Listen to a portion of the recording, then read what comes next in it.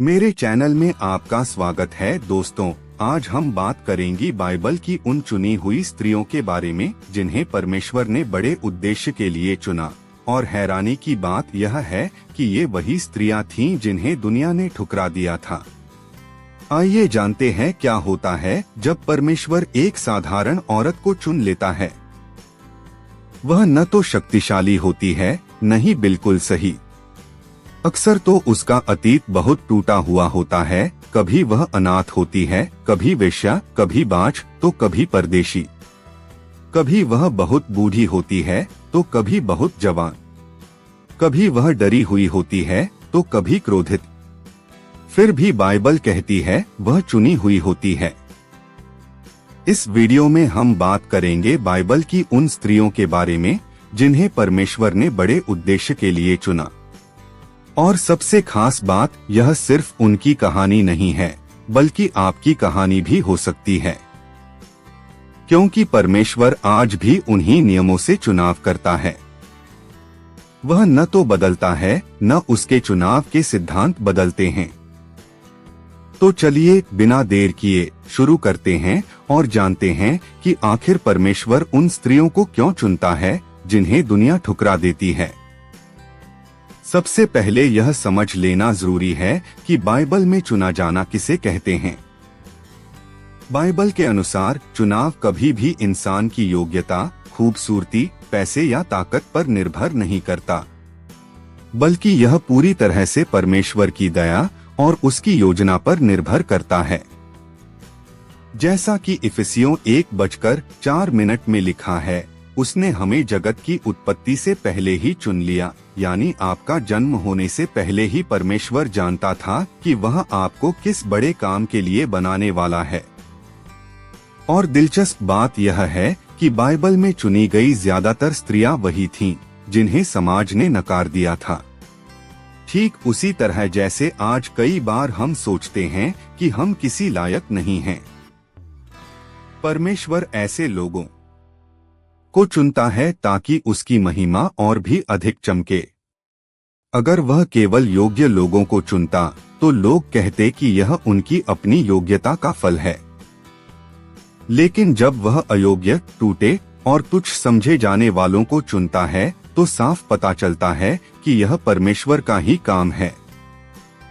तो आइए पहली ऐसी ही चुनी हुई स्त्री की कहानी पढ़ते हैं। पहली चुनी हुई स्त्री है एस्तेर। एस्तेर का नाम सुनते ही हमारे मन में एक रानी की तस्वीर आती है, लेकिन क्या आप जानते हैं कि एस्तेर एक अनाथ थी। हाँ, उसके माता पिता दोनों मर चुके थे और वह अपने चाचा मोर्दकै के साथ रहती थी। वह न तो किसी बड़े घराने से थी, न ही उसके पास कोई खास शक्ति थी, लेकिन परमेश्वर के चुनाव ने उसे फारस की रानी बना दिया। अब सबसे रोमांचक मोड़ तब आता है जब राजा के एक दुष्ट मंत्री हामान ने सारे यहूदियों को खत्म करने की साजिश रची। एस्तेर के सामने दो ही रास्ते थे, या तो चुप रहकर अपनी जान बचाए या फिर बिना बुलाए राजा के पास जाए, जिसकी सजा मौत थी। एस्तेर ने वही किया जो एक चुनी हुई स्त्री करती है।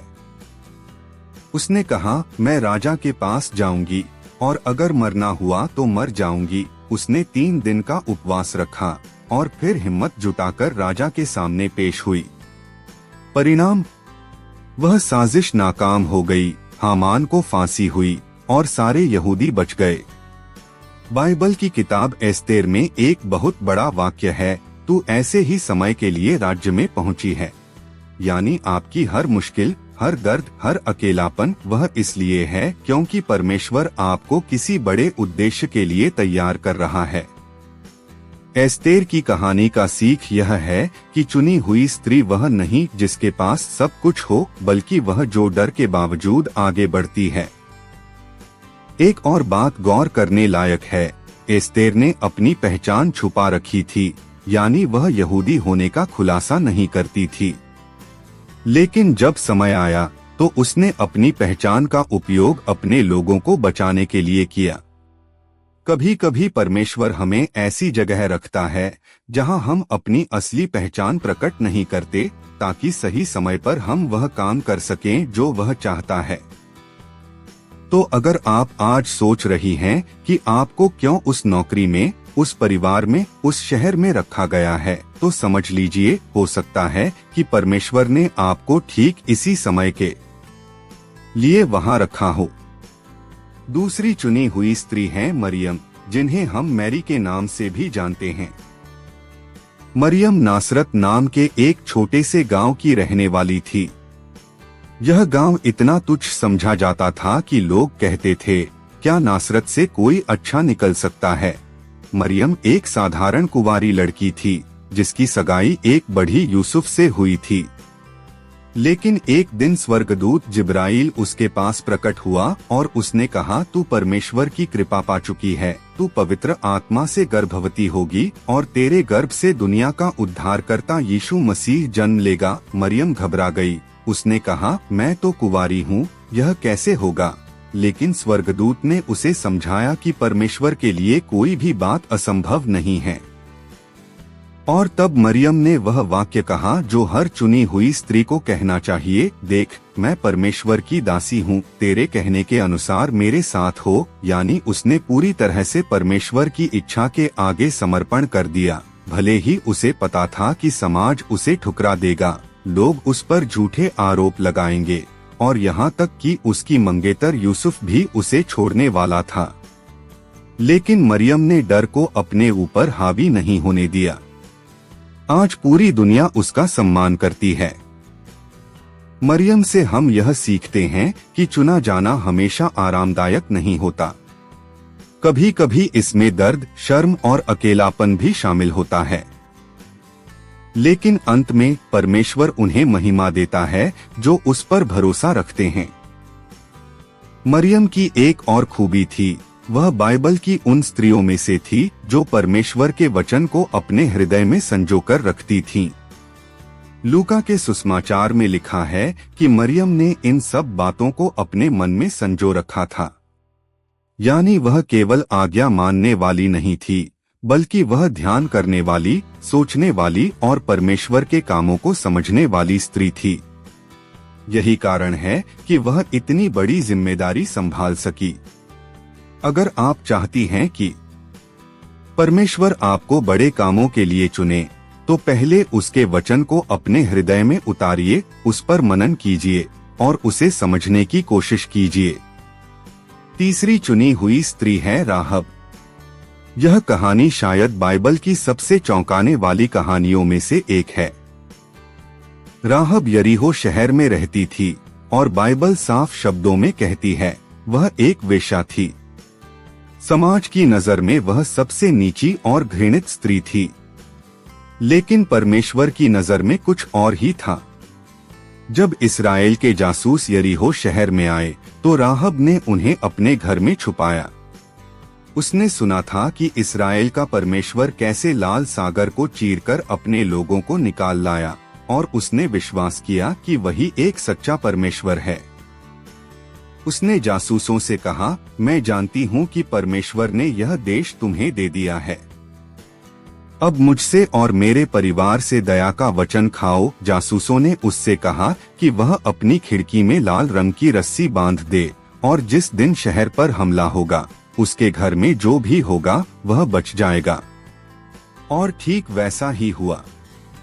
यरीहो की दीवारें गिर गईं, लेकिन राहब का घर खड़ा रहा। इतना ही नहीं, राहब बाद में एक इस्राएली पुरुष सलमोन से ब्याही गई और उसी के वंश में राजा दाऊद और फिर यीशु मसीह का जन्म हुआ। हाँ, आपने सही सुना। एक वेश्या जिसे समाज ने ठुकरा दिया था, वह यीशु मसीह के खानदान में शामिल हो गई। मत्ती 1 में जब यीशु का वंश लिखा गया, तो उसमें राहब का नाम भी है। राहब हमें सिखाती है कि आपका अतीत आपकी पहचान नहीं है। चाहे आपने कितनी भी बड़ी गलतियां की हों, चाहे लोग आपके बारे में कुछ भी कहते हों, परमेश्वर आपके विश्वास को देखता है। और जब आप उस पर भरोसा करते हैं, तो वह आपकी जिंदगी को पूरी तरह से बदल सकता है। राहब की एक और खासियत थी, उसने न केवल विश्वास किया बल्कि उस विश्वास पर काम भी किया। उसने जासूसों को छुपाया, उनसे झूठ बोलकर राजा के सिपाहियों को गलत दिशा में भेजा और उन्हें रस्सी से उतारा। उसका विश्वास जीता जागता था। याकूब 2:25 में लिखा है कि राहब के कामों ने उसके विश्वास को सिद्ध किया। तो मतलब यह हुआ कि चुनी हुई स्त्री वह है जो अपने विश्वास को केवल ज़बान पर नहीं बल्कि अपने कामों में भी दिखाती है। अगर आप आज कहती हैं कि मैं परमेश्वर पर विश्वास करती हूँ, तो वह विश्वास आपको क्या करने के लिए प्रेरित कर रहा है? क्या आप किसी की मदद कर रही हैं? क्या आप किसी खतरे में दूसरों को बचा रही हैं? राहब की तरह आपका विश्वास भी आपके कामों से दिखना चाहिए। चौथी चुनी हुई स्त्री है रूत। रूत मोआब देश की रहने वाली थी। मोआबी लोगों को इस्राएली लोग नहीं मानते थे क्योंकि वे मूर्ति पूजक थे। इसके अलावा रूत एक विधवा भी थी, उसका पति मर चुका था। एक विदेशी, एक विधवा और बिना किसी सहारे के। दुनिया की नजर में उसका कोई भविष्य नहीं था। लेकिन रूत ने अपनी सास नाओमी को नहीं छोड़ा। जब नाओमी ने कहा कि तू अपने देश और अपने देवताओं के पास लौट जा, तो रूत ने वह अमर वाक्य कहा, तू जिधर जाएगी मैं उधर ही जाऊंगी, तू जिधर रहेगी मैं उधर ही रहूंगी, तेरी जाति मेरी जाति और तेरा परमेश्वर मेरा परमेश्वर होगा। रूत अपनी सास के साथ इस्राएल आ गई और वहाँ खेतों में बालें चुनकर गुजर-बसर करने लगी। परमेश्वर ने उसकी वफादारी को देखा। उसकी मुलाकात एक धनी किसान बोअज से हुई जो बाद में उसका पति बन गया।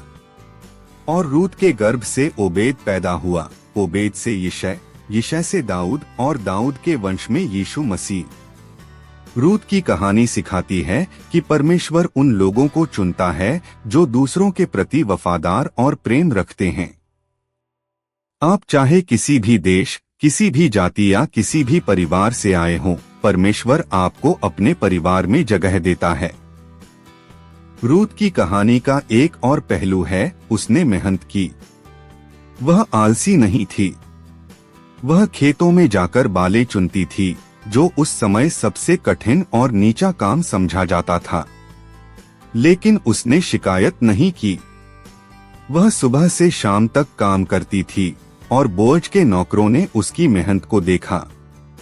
परमेश्वर अक्सर उन लोगों को चुनता है जो मेहनती होते हैं, जो हाथ पर हाथ रखकर नहीं बैठते बल्कि जो अपनी परिस्थितियों में सुधार के लिए काम करते हैं। क्या आप आज अपनी जिंदगी में मेहनत कर रही हैं?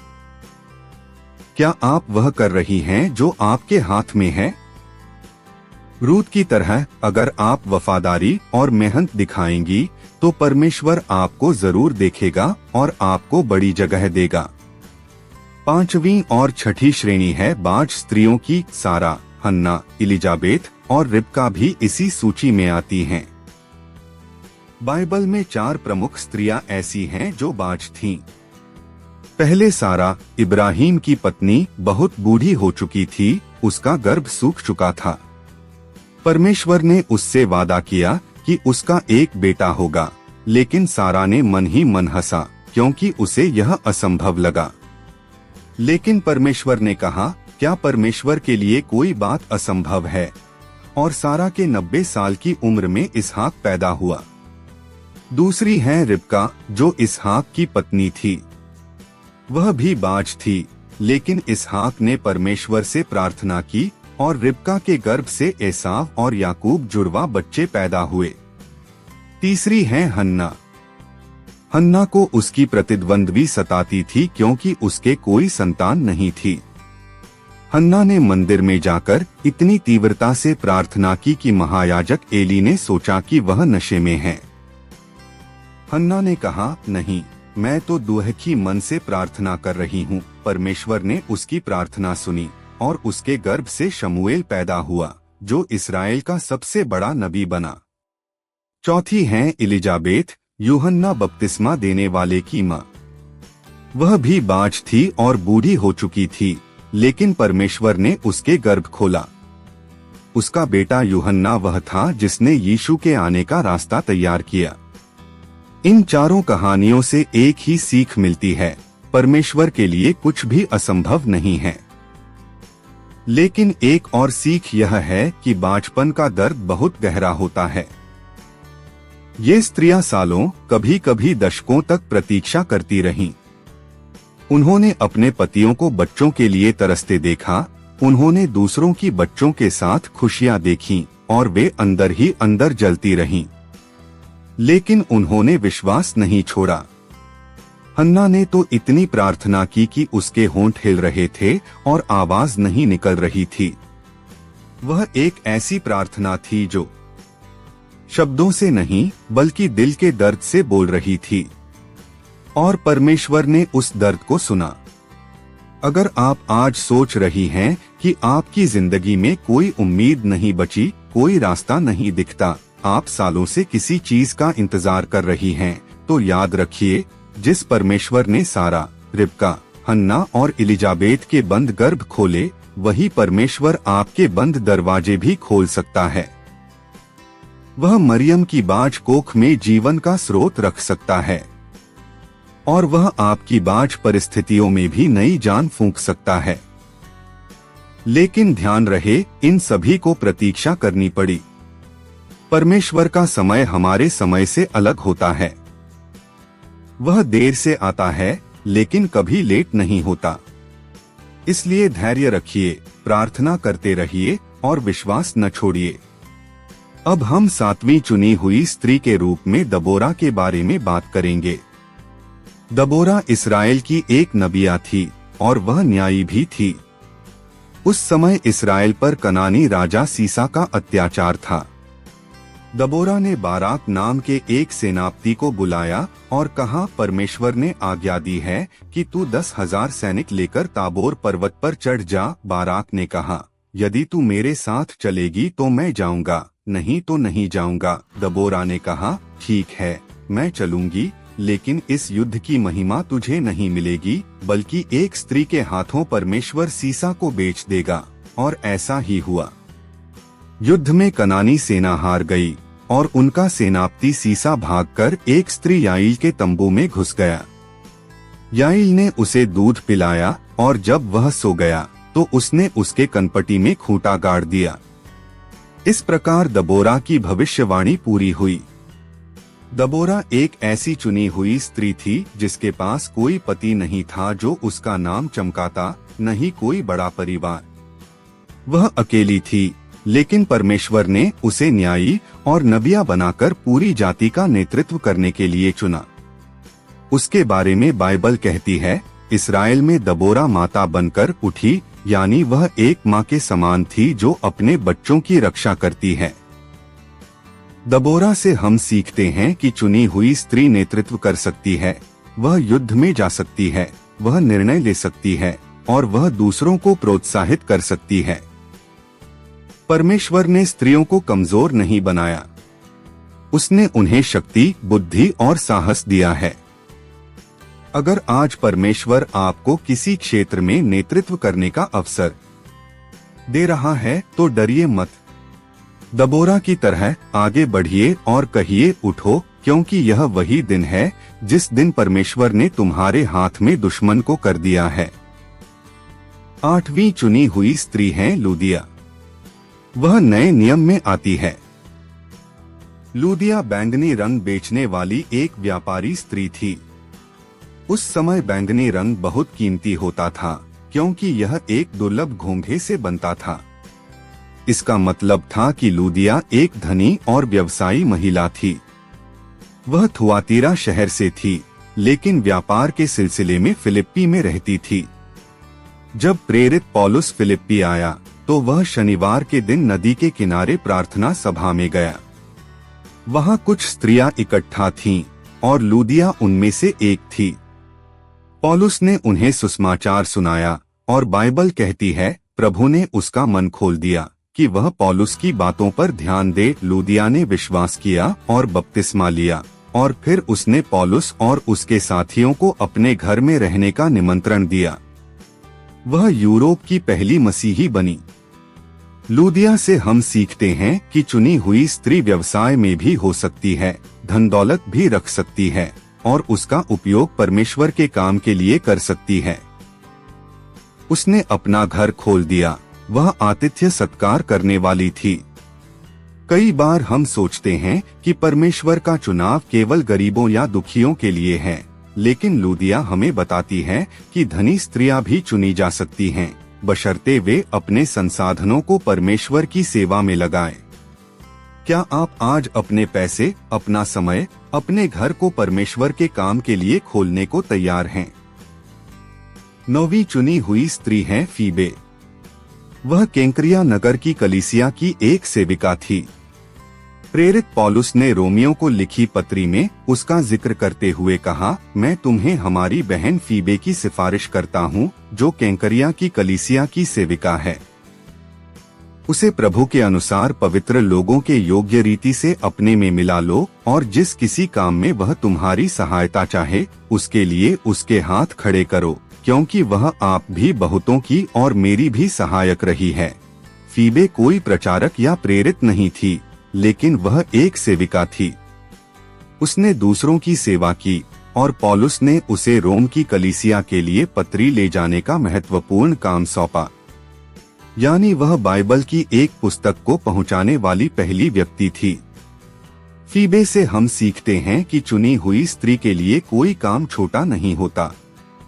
सेवा करना, दूसरों की मदद करना, पत्री पहुंचाना, ये सब बड़े काम हैं। कभी कभी हम सोचते हैं कि परमेश्वर का चुनाव हमें बड़ा, प्रसिद्ध और दिखावटी बना देगा, लेकिन फीबे दिखाती है कि चुनाव अक्सर विनम्र सेवा के रूप में आता है।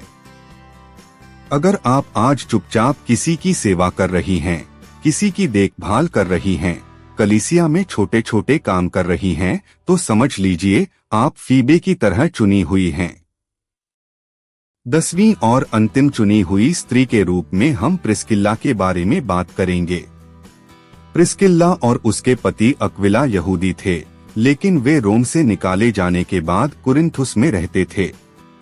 वे तंबू बनाने का काम करते थे और प्रेरित पौलुस भी यही काम करता था, इसलिए वह उनके साथ रहने लगा।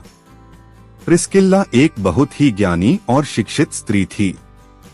जब एक बुद्धिमान यहूदी अपोल्लोस कुरिन्थुस आया तो प्रिस्किल्ला और अक्विला ने उसे अपने पास बुलाया और परमेश्वर का मार्ग और भी अच्छी तरह समझाया। बाइबल में प्रिस्किल्ला का नाम अक्विला से पहले भी आता है, जो दर्शाता है कि वह आध्यात्मिक रूप से अगुवाई करती थी। उसने अपने घर में एक कलीसिया खोली और उसके घर में लोग इकट्ठा होते थे। प्रिस्किल्ला से हम सीखते हैं कि चुनी हुई स्त्री शिक्षा दे सकती है, दूसरों को परमेश्वर के वचन में निर्देशित कर सकती है और अपने पति के साथ मिलकर परमेश्वर के काम को आगे बढ़ा सकती है। प्रिस्किल्ला ने कभी भी अपने पति से ऊपर उठने की कोशिश नहीं की, बल्कि वे दोनों साथ साथ काम करते थे। यह संतुलन बहुत महत्वपूर्ण है। चुनी हुई स्त्री अपनी पहचान को नहीं खोती और न ही दूसरों को दबाती है।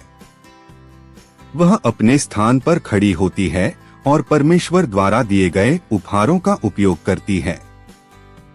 अब हमने 10 कहानियां सुनी, एस्तेर, मरियम, राहब, रूत, सारा, हन्ना, एलिजाबेथ, रिबका, 5 स्त्रियां, दबोरा, लूदिया, फीबे और प्रिस्किल्ला। लेकिन बाइबल में और भी कई चुनी हुई स्त्रियां हैं, जैसे याईल जिसने सीसा को मार डाला, जैसे अन्ना जो 84 साल की उम्र तक मंदिर में उपवास और प्रार्थना करती रही और उसने शिशु यीशु को पहचाना, जैसे मरियम मगदलीनी जिसमें से यीशु ने 7 दुष्टात्माएं निकाली और वह उसके पुनरुत्थान की पहली गवाह बनी, जैसे तबीथा, दोरकास जो भली भली कामों और दान करने में लगी रहती थी और जब वह मर गई तो पतरस ने उसे जिलाया। ये सब स्त्रियां अलग अलग पृष्ठभूमि से आईं, अलग अलग कमजोरियां थीं, लेकिन एक बात समान थी, उन सबने परमेश्वर की बुलाहट पर हाँ कहा। उन सबने अपने डर, अपने अतीत, अपनी सीमाओं के बावजूद आगे बढ़ने का फैसला किया। अब हम बाइबल के एक बहुत महत्वपूर्ण सिद्धांत पर आते हैं। चुना जाना सिर्फ पुराने जमाने की बात नहीं है। नए नियम में पतरस ने सभी मसीहियों के बारे में लिखा, तुम एक चुनी हुई जाति, राजकीय याजकों का समाज, पवित्र राष्ट्र और परमेश्वर की निज प्रजा हो। 1 पतरस 2:9, यानी हर वह स्त्री जो यीशु मसीह पर विश्वास करती है वह चुनी हुई है। आपको किसी विशेष कार्य या चमत्कार की आवश्यकता नहीं है। आपका विश्वास ही आपको चुना हुआ बनाता है। लेकिन इस चुनाव का एक उद्देश्य है, ताकि तुम उसके गुणों का प्रचार करो जिसने तुम्हें अंधकार से अपनी अद्भुत ज्योति में बुलाया। यानी चुना जाना आपको दूसरों के लिए एक प्रकाश बनाता है। आपको अपने अंदर की रोशनी को छुपाने का अधिकार नहीं है। आपको उन लोगों के बीच खड़ा होना है जो अंधकार में हैं, और उन्हें बताना है कि परमेश्वर का प्रेम कैसा है। तो दोस्तों, अब मैं आपसे सीधे कहना चाहता हूँ, ये कहानियाँ सिर्फ बाइबल की पुरानी कहानियाँ नहीं हैं। ये आपकी कहानी है। हो सकता है कि आप आज एस्तेर की तरह अकेली महसूस कर रही हों, या मरियम की तरह डरी हुई हो, या राहब की तरह अपने अतीत से शर्मिंदा हो, या रूत की तरह परदेश में हो, या हन्ना की तरह निराश हो, या दबोरा की तरह नेतृत्व के लिए तैयार हो, या लूदिया की तरह अपने संसाधनों को लेकर उलझन में हो, या फीबे की तरह छोटी छोटी सेवा कर रही हो, या प्रिस्किल्ला की तरह दूसरों को सिखाने की क्षमता रखती हो। लेकिन बाइबल कहती है, परमेश्वर ने तुम्हें भी चुना है। उसने तुम्हें इसी समय के लिए, इसी जगह के लिए, इसी उद्देश्य के लिए चुना है। तुम्हारी कमजोरियां कोई बाधा नहीं है, बल्कि वह स्थान है जहां परमेश्वर की शक्ति काम करेगी। जैसा कि प्रेरित पौलुस ने कहा, मेरी कमजोरी में ही मसीह की शक्ति सिद्ध होती है। लेकिन एक सवाल है, क्या आप तैयार हैं? क्या आप अपनी कमजोरियों को परमेश्वर को सौंपने को तैयार हैं? क्या आप अपने डर के बावजूद आगे बढ़ने को तैयार हैं? क्या आप अपने अतीत को पीछे छोड़कर आगे देखने को तैयार हैं? चुनी हुई स्त्री बनने का मतलब यह नहीं कि आप परफेक्ट हो जाएंगी। इसका मतलब यह है कि आप परमेश्वर को अपने अपूर्ण हाथों में अपना काम करने देंगी। जैसे मिट्टी को कुम्हार के हाथ में आकार मिलता है, वैसे ही आपको परमेश्वर के हाथों में ढलने देना होगा। यह प्रक्रिया कभी कभी दर्दनाक होती है, क्योंकि कुम्हार को मिट्टी को दबाना होता है, गीला करना होता है, काटना होता है और फिर आग में जलाना होता है। लेकिन अंत में एक सुंदर बर्तन बनता है जिसका उपयोग राजा के महल में किया जा सकता है। तो आज आपके सामने भी वही चुनाव है जो इन सब स्त्रियों के सामने था। या तो चुप रहिए, डर में जिए और अपने अतीत को ही अपनी पहचान बना लीजिए, या फिर हाँ कहिए, परमेश्वर के चुनाव पर भरोसा कीजिए और देखिए कि वह आपके जरिए कैसे बड़े बड़े काम करता है। याद रखिए, परमेश्वर आपको उसी तरह चुनता है जैसे आप हैं, टूटे हुए, अधूरे, डरे हुए। क्योंकि वही तो चुनाव का अद्भुत रहस्य है। वह आपको इसलिए नहीं चुनता कि आप योग्य हैं, बल्कि वह आपको इसलिए चुनता है कि वह आपको योग्य बनाने वाला है।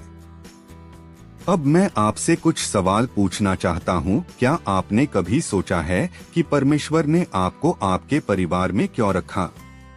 आपके ऑफिस में क्यों रखा? आपके पड़ोस में क्यों रखा? शायद इसलिए कि आप वहां प्रकाश बने। शायद आपके परिवार में कोई है जिसे अभी तक यीशु का प्रेम नहीं मिला है। शायद आपके ऑफिस में कोई सहकर्मी है जो टूटा हुआ है। शायद आपके पड़ोस में कोई बुजुर्ग है जो अकेला है। आप एस्तेर की तरह ठीक उसी समय के लिए वहां रखी गई हैं। आपकी जिम्मेदारी यह नहीं है कि आप पूरी दुनिया बदल दें। आपकी जिम्मेदारी यह है कि आप उस छोटे से क्षेत्र में वफादार रहें जहां परमेश्वर ने आपको रखा है। जैसे रूत खेतों में वफादार थी, वैसे ही आप भी अपनी जगह पर वफादार रहिए। एक और बहुत जरूरी बात, चुनी हुई स्त्री अकेली नहीं लड़ती। इन सभी कहानियों में स्त्रियों ने दूसरों के साथ मिलकर काम किया। एस्तेर ने मोर्दकै और सभी यहूदियों के साथ उपवास किया। मरियम ने यूसुफ और इलिजाबेत का साथ पाया। राहब ने अपने परिवार को बचाया। रूत ने नाओमी का साथ नहीं छोड़ा। दबोरा ने बाराक के साथ युद्ध किया। प्रिस्किल्ला ने अपने पति अक्विला के साथ काम किया। तो अगर आप सोचती हैं कि आपको अकेले ही सब कुछ करना है तो आप गलत हैं। परमेश्वर ने आपको एक शरीर कलीसिया का अंग बनाया है। आपको दूसरे विश्वासियों के साथ जुड़ना होगा, उनसे सीखना होगा, उनकी मदद करनी होगी और उनसे मदद लेनी होगी। एक अकेली टहनी आसानी से टूट जाती है, लेकिन टहनियों का गट्ठर नहीं टूटता। अब हम अंतिम भाग में आते हैं। मैं आपको एक चुनौती देना चाहता हूँ। आज से हर सुबह उठकर आईने में देखिए और अपने आप से कहिए, मैं परमेश्वर की चुनी हुई स्त्री हूँ। मुझे इसी दिन के लिए बनाया गया है। मेरी कमजोरियां मेरी पहचान नहीं हैं। परमेश्वर मेरे जरिए अपना काम करेगा और फिर दिन भर यही सोचते हुए काम कीजिए। जब डर आए तो याद कीजिए एस्तेर को। जब शर्म आए तो याद कीजिए राहब को। जब अकेलापन आए तो याद कीजिए रूत को। जब निराशा आए तो याद कीजिए हन्ना को। जब आप सोचें कि आप बहुत छोटी हैं तो याद कीजिए मरियम को। जब आप सोचें कि आप बहुत बूढ़ी हैं तो याद कीजिए सारा और इलिजाबेत को।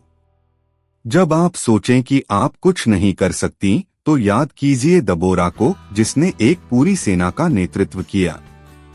जब आप सोचें कि आपके पास पैसे नहीं हैं तो याद कीजिए लूदिया को, जिसने अपने धन का उपयोग परमेश्वर के काम के लिए किया। जब आप सोचें कि आपकी सेवा छोटी है तो याद कीजिए फीबे को, जो पौलुस के लिए एक सहायक थी। जब आप सोचें कि आप पढ़ी लिखी नहीं हैं तो याद कीजिए प्रिस्किल्ला को, जिसने एक विद्वान अपोल्लोस को भी समझाया। आपके पास कोई बहाना नहीं है। हर बहाने का जवाब बाइबल की किसी न किसी स्त्री के पास है। परमेश्वर ने पहले ही सब कुछ सोच रखा है। उसने हर कमजोरी के लिए एक उदाहरण रखा है। अब बस आपको उठना है और कहना है, यहाँ हूँ, मुझे भेज। तो आइए आज ही एक फैसला करते हैं। चाहे आप कितनी भी बार गिरी हो, चाहे आप कितनी भी बार असफल हुई हो, चाहे लोगों ने आपको कितना भी ठुकराया हो, परमेश्वर अब भी आपको चुन रहा है। उसका चुनाव कभी रद्द नहीं होता। रोमियो 11:29 कहता है, परमेश्वर के दान और बुलाहट तो पछतावे रहित हैं। यानी एक बार जब परमेश्वर आपको चुन लेता है तो वह कभी पीछे नहीं हटता। चाहे आप कितनी भी बार उससे दूर भागें, वह आपके पीछे आएगा। जोना की तरह आप समुद्र में भी जाएं, तो वह मछली भेजकर आपको वापस लाएगा, क्योंकि वह आपसे प्यार करता है और उसने आपको एक उद्देश्य दिया है।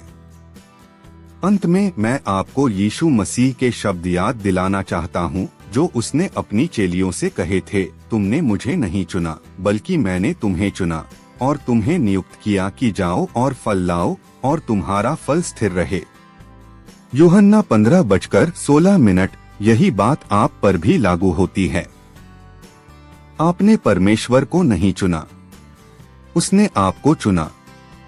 और उसने आपको इसलिए चुना कि आप जाएं और फल लाएं, ऐसा फल जो स्थिर रहे, जो हमेशा रहे। वह फल क्या है? वह फल है दूसरों का जीवन बदलना। वह फल है अपने परिवार, अपने पड़ोस, अपने शहर में परमेश्वर के राज्य का विस्तार करना। वह फल है अपनी जिंदगी से यीशु को दिखाना। तो क्या आप तैयार हैं? क्या आप आज से अपनी चुनी हुई पहचान को अपनाने को तैयार हैं?